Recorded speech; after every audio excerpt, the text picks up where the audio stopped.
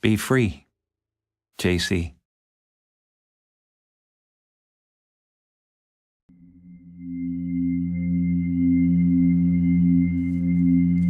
What you do in life chooses you.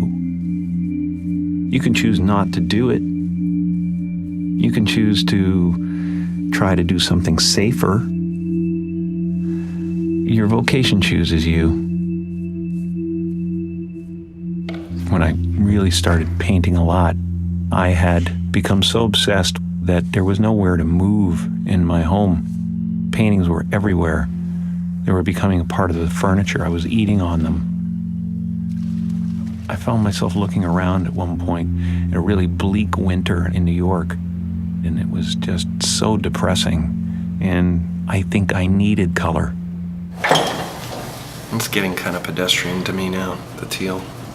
You know what I'd like to do is just start threading in some purple, into these things. I'll find the ultimate color and I'll be able to reproduce it. You can tell what I love by the color of the paintings. You can tell my inner life by the darkness in some of them, and you can tell what I want from the brightness in some of them. It's 5 a.m. So I'm making a little more progress now. It's really kind of cool what happens with these things, because you really don't know what a sculpture or a painting totally means. You think you do. Most of the time I start out with a plan, and then, like a year later, I'll realize that the painting was telling me what I needed to know about myself a year before. I think what makes someone an artist is they make models of their inner life.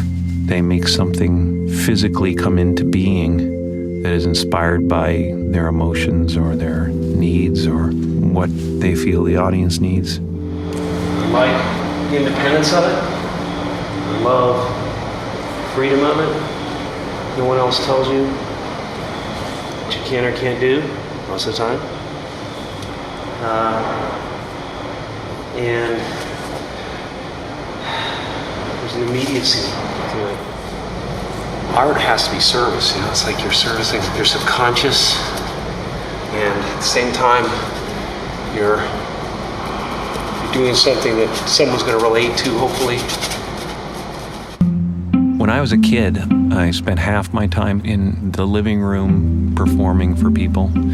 I spent the other half the time in my bedroom by myself, writing poetry and sketching. I was not the type of kid you could say, as a punishment, go to your room, because my room was heaven to me. My isolation was welcome. People that are different have a shot at being original. They got motivation too. They got motivation. I sketched all the time, but I didn't do a lot of painting. Suddenly, 6 years ago, at a time when I was trying to heal a broken heart, I decided, well, maybe I'll paint. When your heart is in love, you're floating, weightless. But when you lose that love, you have to re-enter the atmosphere. And it can get pretty rough. You're just bouncing off one molecule and onto the next, ripping through them at such a pace that they just ignite and explode. Until you find another heart that's doing the same thing, has landed and cooled, and then you start to float again. The energy that surrounds Jesus is electric. I don't know if Jesus is real. I don't know if he lived. I don't know what he means, but the paintings of Jesus are really my desire to convey Christ consciousness. I wanted you to have the feeling when you looked in his eyes that he was accepting of who you are. I wanted him to be able to stare at you and heal you from the painting. You can find every race in the face of Jesus. And I think that's how every race imagines Jesus. They imagine him as their own. That's pretty. So funny, I get so stuck when I'm trying to choose colors, but when I just grab them, it's cool. I don't know what painting teaches me. I know that it just frees me. Free from the future, free from the past, free from regret, free from worry.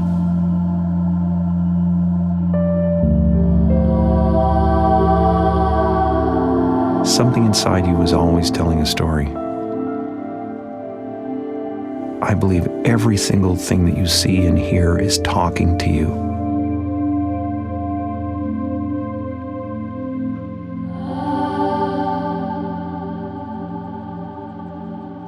You know, the bottom line with all of this, whether it's performance or it's art or it's sculpture, is love.